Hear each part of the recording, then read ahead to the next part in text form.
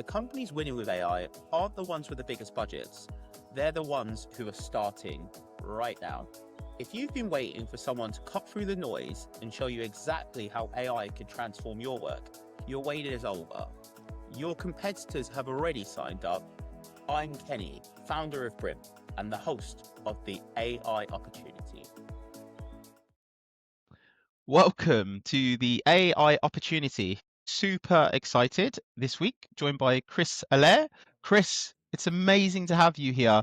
Chris, I think you're going to be an amazing guest. 20 plus years of experience working with teams, helping organizations build teams, and really helping companies do the most valuable thing that they need, which is making sure that they've got the right staff and the right organizational culture.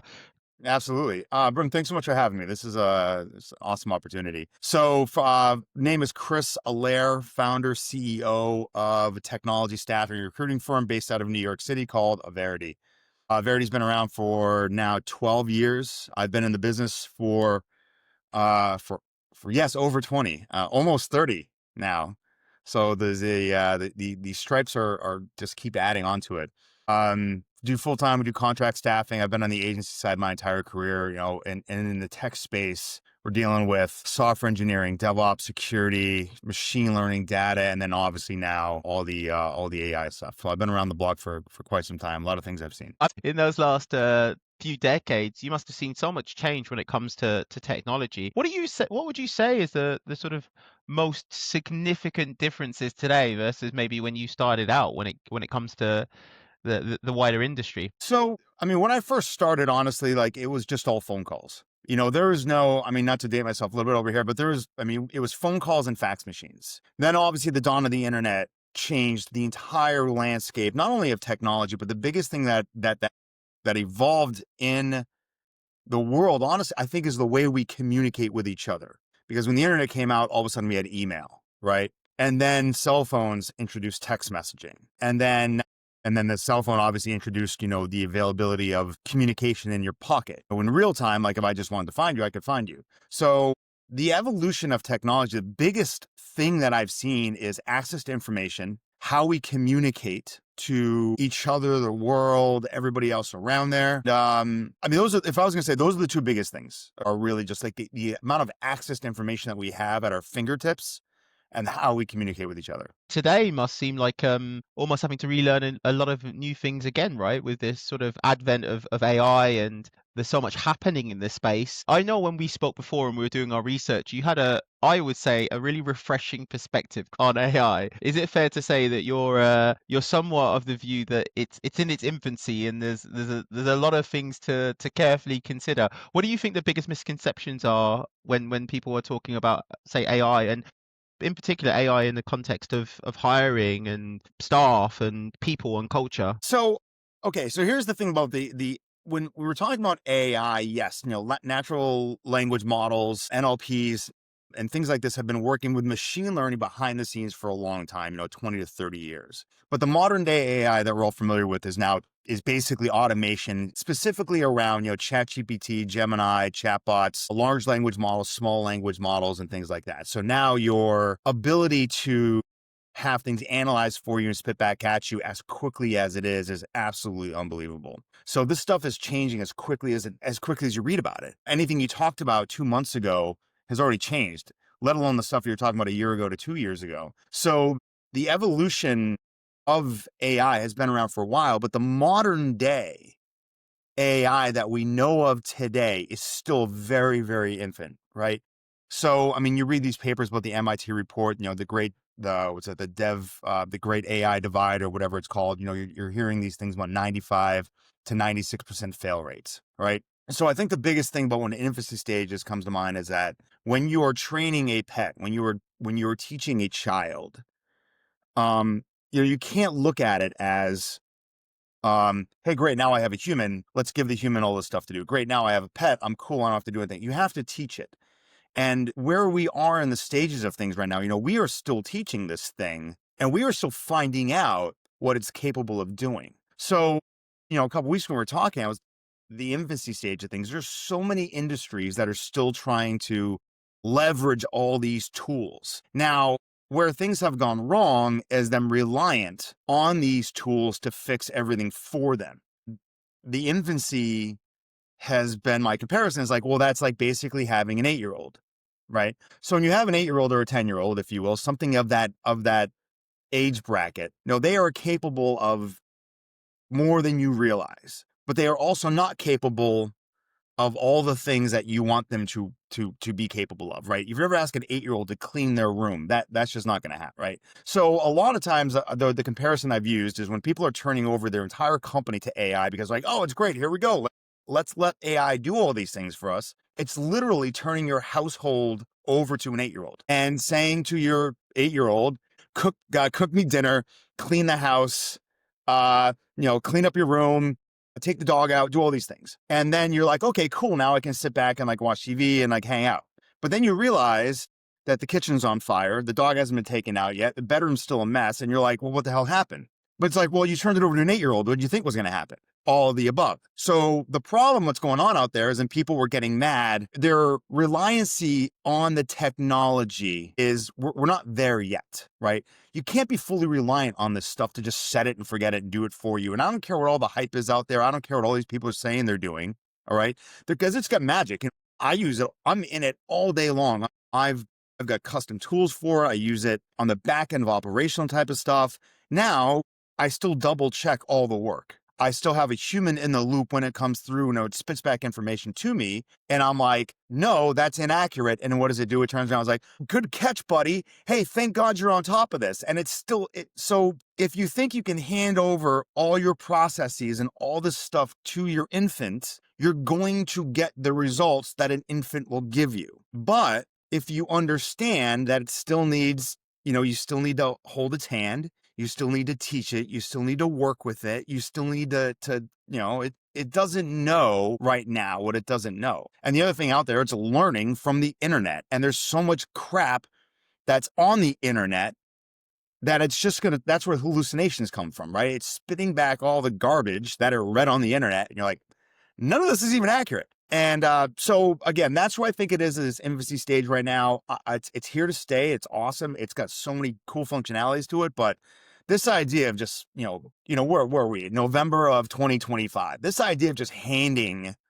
your company over to your AI model, you're asking for absolute failure. I laugh because I think it's such a vivid metaphor, right? Handing over your company to an 8-year-old. I think anyone who's a parent listening to this couldn't think of anything scarier than handing anything over to an 8-year-old. So yeah, really, really interesting analogy. And I think it really speaks to something that I'd love to delve into a little bit more, which is there does seem to be somewhat of a bit of a blind faith when it comes to AI at the moment. Like the hype is at, 100, and companies aren't really thinking carefully about what do they want to achieve with AI, what are the guardrails. And I think you used the term human in the loop, which I'm very familiar with, but it'd be really good to unpack that. What do you mean when you say that you're always in the loop? Could you give us an example of, say, a process or something you're currently doing in your business where you wouldn't hand that over to AI, or at least you would be in the loop?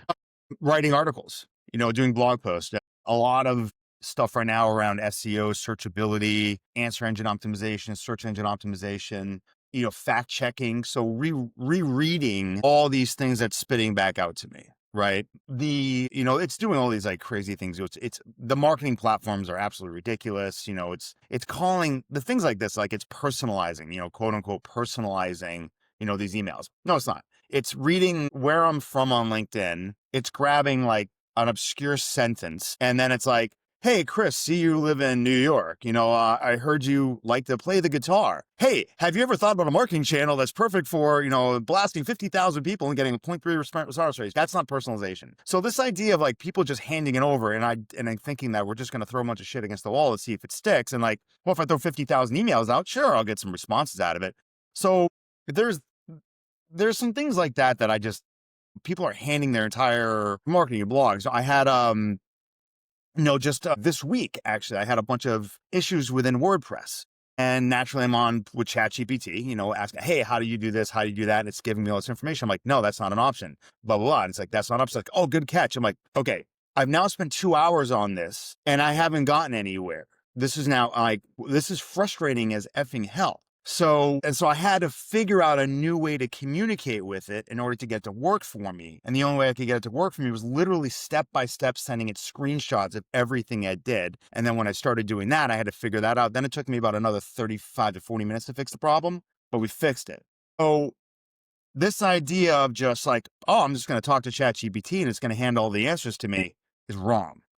That's what there's more to it than just that type of stuff, but those are just real world examples within the last week to 2 weeks of my life in the business that I've seen and that we're constantly kind of bumping up against. No, I hear you. I hear you. And it's really interesting because I think there's a theme coming out of a lot of what you've said, which is these tools are so powerful and they are general, but actually, how do you specialize? How do you make them relevant to what you do as a business? How do you train them on their data, your own data? How do you make it effective to achieve the goals that you want to achieve? I think that's kind of some of the themes that you've brought out, Chris, right? I think it's like anything else. You got to train it. There's different ways to train ChatGPT, and whether people know this or not, you can give it instructions. It's really interesting because I'm listening to this summit and these seminars right now about AI and how to use it in your business. And I'm finding out, I'm finding out that I'm a lot more advanced than I thought I was. Because they're introducing things to people that are out there that I've been doing for 7 to 10 months to a year. I'm like, oh, well, I guess I'm doing okay with this. This is not so bad. But the idea is, if you think of it like a small child or a golden retriever, you have to understand that it's only going to there's so many different ways to customize this stuff for you that you're in charge of the machine. The machine's not in charge of you. And a lot of people want to just turn this thing over and be like, oh no, look at the way it speaks to me. Hey, I got you, buddy, got your back. We've all done that thing like, hey, bestie, it's not, that's the way it's programmed to respond to you. It doesn't mean it actually knows you. You still have to program it. You're still in charge of it, right? You're in charge of the pet. You're in charge of the child. So you've got to, the more you teach it, the better the output's going to be with it. So the relevance, it's only going to be relevant for whatever I tell it to be relevant for. That's really interesting what you say about people wanting to hand it over. Actually, that kind of takes us to the next sort of question I have, which is, what are your thoughts on people thinking of AI as if it's a worker, especially when you work in the space of people, right? And helping organizations get great people. How do you think how do you think about that in that context? That's a deeper discussion, but I think this is going to be interesting. I think if you know what it can do and you know what it can't do, you're going to be in pretty good shape. I think more importantly, from the can't do, is there are certain things, and I can name them off the top of my head, that a human being needs to be doing. And if we start turning things over to robots, we're gonna be in trouble. The idea is like, what's going to happen to all these humans? You're reading about Salesforce or Amazon. Their profits are increasing by 30%, but they're laying off 8 to 10,000, 15,000 people. What are those 15,000 people supposed to do now?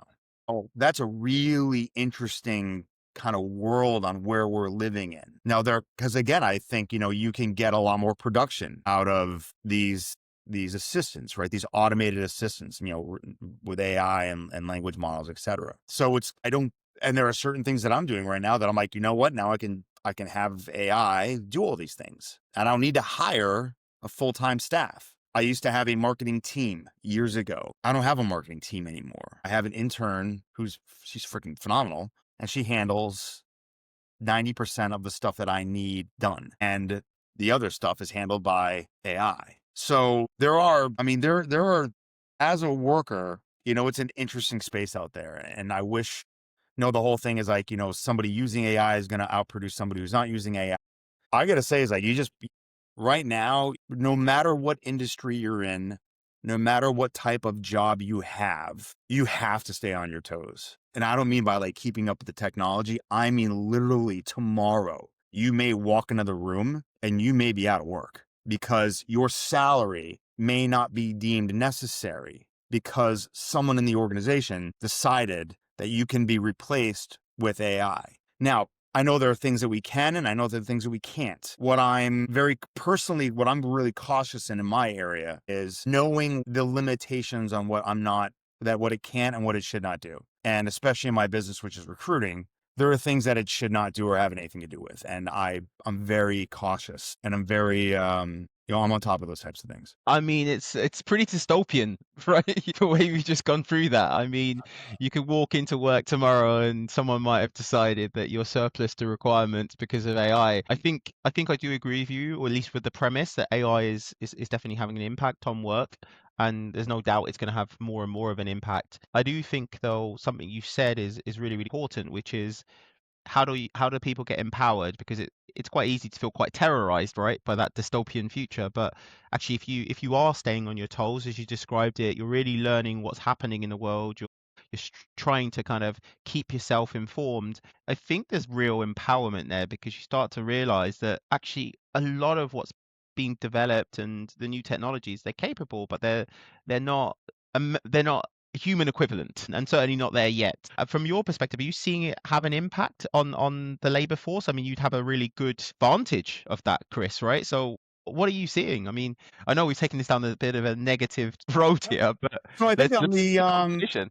I think the biggest thing we're seeing right now is that over the years, the tools and technology have given people more power. So rather than having 3 people do 3 different jobs, you can have one person do 3 jobs. So what I call the lines are getting blurred, right? So what used to be machine learning and data science, and what used to be like DevOps, and what used to be software engineering, have now been combined into a software engineer that knows machine learning and ops. We don't know what titles there's no title for that person yet. Some people call them a platform engineer. Some people call them a ML ops engineer. But because of the advancements of technology, you may not need 3 people anymore. Now you need one. So what we're seeing on the front lines is higher level people. Definitely, I'd say probably 75 to 85% of our jobs that we're seeing have some type of AI enablement in there.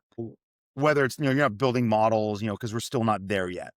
But this idea of you need to have your hands kind of in the pot somehow in order to be qualified for these roles nowadays. And now the interesting thing is there's not a lot of stuff that's been heavy into production yet. So you don't have a lot of real world experience. So a lot of the things that you've had to do have to have been on your own. So you've got to be going home. You've got to be playing with these things. You've got to be dabbling with these things. You have to be seeing the advantages that this stuff can give you. And I don't care if you're in plumbing or CAD architecture or building or software engineering, there's all sorts of things that are happening right now that can make your job a little bit smarter, a little bit faster, a little bit better. And if you're not keeping up with these types of things, somebody else is going to come in and take over. Yeah, the job, I haven't seen just a back-end Go engineer in 3 years, 2 years. That's But a really, there are some companies that are doing it, but most companies now have combined all these different skill sets into 1 or 2 people. that makes a lot of sense. The roles are almost collapsing into kind of individual roles, but they're becoming T-shaped, right, across different skill sets. And I think that's a really interesting trend. I think that's one that we're seeing it over this side of the pond as well, Chris. So it's certainly happening across the board. I guess a question I have for you though is, you're obviously recruiting into organizations, and they're all seeking this sort of AI talent. What are the big trends that you're seeing when it comes to your clients and how they're using AI? Do you get any advantage of that at all? Senior engineers that are language agnostic, the 2 most recent jobs, believe it or not, like I look at my notes here, the 2 most recent jobs we filled in the last 2 weeks have been by title AI engineers, heavily involved with AI search, modeling, and LLMs, platform architecture, data infrastructures, but a lot of it's moving towards the future, which is going to be AI enablement. So I think that's the common theme I keep seeing is this. I guess that's the AI enablement. Like, we're not there yet, but we know we're going there. And I've seen this I've seen this across the board from manufacturing to healthcare to insurance to aerospace to distribution. Warehousing. I think the common theme right now has been not there yet. We know where we're going. We need people who understand this stuff. Yeah. So we're going to hits us. So when it knocks on the door, we know how to answer it. Yeah, I think that's really, really interesting. And it's interesting what you say about a lot of AI products. There aren't even really production ready products out there at the moment. I mean, there's so much hype. It seems like 1,000 tools every day. But as you say, for organizations to go on that AI journey, they need the skill. They either need the skill sets or they really need that sort of trusted advisor and, a journey that they're going on. So I think it's a really interesting point. Chris, one question I do have, just because we've talked about people, and I think for the audience, it would be really helpful for them to learn from someone like yourself with so much experience. But how are you seeing companies deal with the psychology of like the changing nature of this type of work, right? That, you might have been an engineer for 15 years working on specific technology stacks, and now the world desperately wants AI engineers. How are you dealing with candidates that you speak to? How do you think companies should approach that kind of organizational change around AI and how it's going to disrupt disrupt the nature of work? So honestly, I think people should be recruiting the exact same way you have in the last, for almost 30 years I've been in the business. The only difference is, the variable of whatever people are using has changed. I started back in the day, it was VB, client server, SQL server.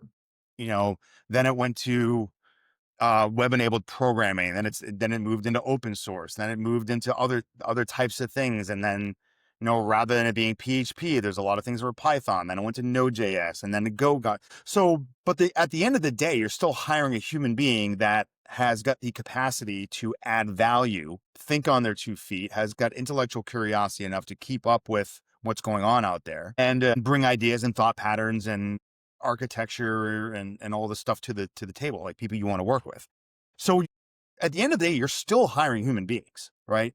You're not hiring with a plant behind me. You're not hiring this water bottle. You still need humans that can do this stuff. And I think technology has enabled humans to do more. It hasn't replaced people. It's the tractor has replaced 3 farmers, right? Factories, when they installed machines, did it replace workers? It did. But then people realized how to use this type of stuff, and then the Industrial Revolution came on, right? So now you can buy tractors, on the internet. Well, the reason I'm saying this is like what we're seeing has not been any different than any other type of, evolution of stuff. There's still gonna be human beings in everything you hire. And when you're hiring people, you have to hire the human, right? It's one of those things. It's like people never want to, all the recruiting world out there, everyone wants to try to get rid of human beings. Like, it's just everyone's lazy. Have a computer, have an AI agent interview your AI agent. Like, that's ridiculous. That doesn't make any sense. Like, why would you do that? No, That's I like hear you. having a I hear robot you. I interview another mean, robot. Like, you can trick both those systems. They're programmed in binary, right? So, and if one's smart enough to learn and one is, they'll learn off each other as they're talking to each other. It'd be like if you put, Siri and Alexa in the room together and had a conversation. No one's going to win that conversation. So this idea of human beings is still critical to, to evolution of society, right? Problem solving, human management, psychology. You're still dealing with humans. If I have a bad day at work because if you work for me, you got a bad day at work and I can feel your energy's down, and I'm like, listen, I can't turn this over to AI and be like, hey, AI, we'll find out what's up with Brim, right? And your agent's not going to turn around and talk to my agent and be like, Brim is perfectly fine today, he is happy. Versus like, dude, like, I'll be honest with you, man, I was up all night long with my 2-year-old who's having a pain in the ass. My wife's out of town. We're struggling with some stuff right now. Running late this morning, stepped in dog poo. All these, and then just like, see, these are things that happen with humans, and you need a human being that has empathy, understanding, and social skills to say like, wow, okay, you're dealing with some stuff right now. Let's kind of, maybe there are some things I can offer that can help you out, right? yeah, you make a really good point, and there is a danger around sort of AI and technology starting to, erode those human connections, right? And I think we're at an interesting point in society where, I don't know, it's almost like technology is becoming a bit of a new religion in some respects, right? And I don't say that to be blasphemous or anyone who might be religious, but you are absolutely bang on the money that the human connection is still so important. And I guess from your perspective, your business is all about trust. It's working with companies that trust you, right? It's working with candidates that trust you. And so do you see AI being something that might undermine the model of hiring people? And how are you thinking about that, Chris? I think trust right now is currency. Trust is critical. You've got, especially, well, I mean, wait, communication, like, wait, the way we communicate with each other, the way conversations happen. You and I are talking to each other right now. You and I met each other, whatever, week, 2 weeks ago, whatever it was. We had a conversation. We're like, this is great. We should do this, right? If we turn over these idea of communication and conversation is over to agents, agentic agents, we have no idea what's going to happen. So, you have no idea what they're going to say if it's trustworthy. I'm getting emails. I get spam emails 70 to 90 days, right? I mean, we all get them, right? And there's people that are scamming you. They're like, hey, this invoice got approved. And the funny thing is, like, it's an invoice from my accounting in email that's sent to me, that's from like nifty.com. I'm like, what the hell is this? Like, so you've got all this stuff nowadays. You have no idea if anything is real unless it comes from a real person. So I Yeah. like, right. So we've all been there. Like, you've read up, yeah, if you, and I still will always say this, and everyone will agree with me. If you want a good restaurant recommendation, you will most likely ask somebody you trust, right? And if they give you a good restaurant recommendation, you are going to eat there, right? Yeah, 100%. Yeah. So if you turn over, so think about that. If you want good advice on a movie, you're going to ask somebody you know. It's always the who you know type of stuff that we've been doing for years. Hey, I need a good financial advisor. Who do you know? Hey, I need an attorney, for whatever reason. Who do you know? I need a good restaurant, that has a, great ambiance for my wife and I for date night. Hey, where do you think I should go? Right?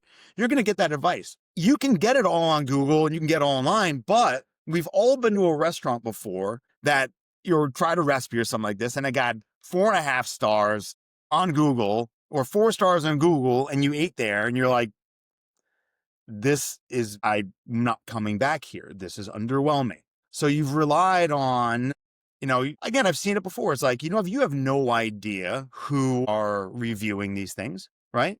You're on Amazon, you're on things like that. It has 8,000 4-star reviews. I'm like, well, who are these 8,000 people? We've all heard these stories. You've got, people sitting in a back room in a warehouse in some third world country somewhere, making $2 an hour, like putting up reviews for organizations to increase their SEO. I can tell you, I haven't done that to my company. I've never, but it's great. Who are these people? Where are you getting your reviews from? So trust I think is more critical than ever. Relationships, your network, who you know, this type of stuff right now in the land and world of augmented reality and artificial. I mean, by definition, right? Artificial is not real. Like, Yeah, I think with artificial food coloring, if you have artificial ingredients on the back of a packaging of food, you're probably not eating it. So take that into consideration with the information you're attaining from these sources. Say that. yeah, I agree with you 100%. Trust is the real currency of 2025 and forward, really. It's something that I think can be lost on a lot of companies and lost on a lot of organizations. But at the end of the day, humanity has not changed that much, despite the technology that's changing our world. So couldn't agree with you more, Chris. I guess it brings us to our quick fire questions. I know we've slightly overrun. And I know you got a busy day there in New York. So I guess to start with, we love to always ask, what do you think the biggest opportunity is in AI right now, Chris? Learning what things you're doing on a day-to-day basis that no longer interest you or that could free up your time, and seeing if there's a way that these tools can help you do that. It's very pragmatic. So a real focus on where are you having pain? Can AI unlock that pain? Is there any sort of frameworks or kind of patterns that you'd have in mind about how people should approach that, or just to think thoroughly about it? Honestly, what I do is, as I'm doing something, as I'm doing my day-to-day responsibilities, if something seems like a mundane task, write it down. If you're doing something you don't want to do, that you don't enjoy doing, write it down. If you're doing something that you feel is an absolute time suck, write it down. You'll start writing down a lot of things. So what you want to do, especially in sales or whatever, business you're in, is you want to focus on money-making activities. You want to focus on production activities. So the things that aren't involved with those types of activities that you have now written down, see if there is a way or a tool or a technology or an automation type of item out there that can take these things off your hands for you. Yeah. That's a really, really sort of simple but powerful framework, really, to just write down where you're having pain. I love it. I think it's really, really, really helpful and will be helpful to this audience. On to our next quick fire question. If you had one short piece of advice for leaders getting started with AI, I mean, you've obviously done a lot at your organization. You're seeing it happen across the wider industry. What advice would you offer to leaders? Don't look for problems, right? Don't look at it as a solution looking for problems. What do I mean by that? That's a good question. I don't think I did a good job with this one. What I say is there's a lot of people are looking at it being like, oh, I need to use it to do all these things for me. And you're like, you really don't, believe it or not. Again, find the things that you're not comfortable doing that you know you need help with, and then turn it over to that system, or see if there's a way it can help you. Also understand that it's got problems. Oh, again, it's still an infant, right? It's smart and it's awesome. You know, a year ago it was like 6 years old. Now it's 9 years old, and then all of a sudden it's gonna be a teenager, and you're like, holy shit, this stuff's moving fast. So keep up with it, but don't, again, understand where it is and what it can do, and don't get mad at it when it totally screws you up. Because I hate to say this, if your 8-year-old daughter burns down the kitchen, that's your fault, not her fault. I think this 8-year-old metaphor is a great one, and a lot of people are going to really be able to connect with that for sure. Okay, moving on to our final question. We like to pay it forward, offer sort of good mental models, frameworks, book recommendations, podcasts, anything that you think has really helped, you shape positive habits and think about leadership and organizational change. Are there any kind of snippets or great things that you might be able to recommend to the audience that they should read or see or watch or? But yeah, I mean, I'm pretty old school when it comes to stuff like this. I mean, I still believe that as you're hiring human beings, you want people who love their job. You want people who want to work for you. All right. So the company Bible is a book called Raving Fans. It just talks about building an amazing workplace. I have 2 plaques sitting behind me. Averity has been voted the best staffing and recruiting company to work for in North America twice. And we were runner-up once. And the average tenure on my team is over 8 years. And these guys they just produce. And it's an amazing culture. It's an amazing team. Big fan of Raving Fans. Books like that, I think that's a big one. I know there's another one called Atomic Habits that I've read like 2 or 3 times now. And really again, these are things, it's like understanding really what you're good at and understanding what you're not good at, and then playing to your strengths. It's like, we think about habits. A lot of times people think about bad habits, biting your fingernails, drinking, smoking, stuff like that. But you forgot about good habits. Every morning when you wake up, you have a routine, right? Now those, we call them routines, but really what they are habits. So you can form routines and good habits as quickly as you can form bad habits. So if you're focused on the good habits that are productive for you, then you're now driving, you're sitting down, you're like, I know exactly what I'm doing all the time, right? If the way you leave your desk every day, if you turn that into a habit, you'll be more productive the next morning when you walked in, and you won't even realize it after a while. So Atomic Habits, Raving Fans, those are 2 books I love. I've got a massive library of business books that I can't think of off the top of my head. Those are 2 that I recommend to a lot of people. And I always remember, it always gets back to this, is like, when you hire people, remember you're hiring human beings, right? Treat them like human beings, treat them like gold, because without the people that work for you, you don't have a company, right? All you have is ideas. It's you in front of a computer. So that's that's called a solopreneur, but in order to grow your business, you should get involved with people who can help you and who can offset some of the stuff that you're not good at, and treat people like people, because people Love it. they remember the good and they remember the bad. Love it. I love it. I love it. I love it. I think in this world where we talk about AI on this podcast and where the world seems to be mad about technology, it's often easy to forget that, the most important element of any business is the people. So I think that's a great place to end, Chris. I've really enjoyed this. I hope you have too. This is a great conversation, Brim. Thanks so much for the opportunity.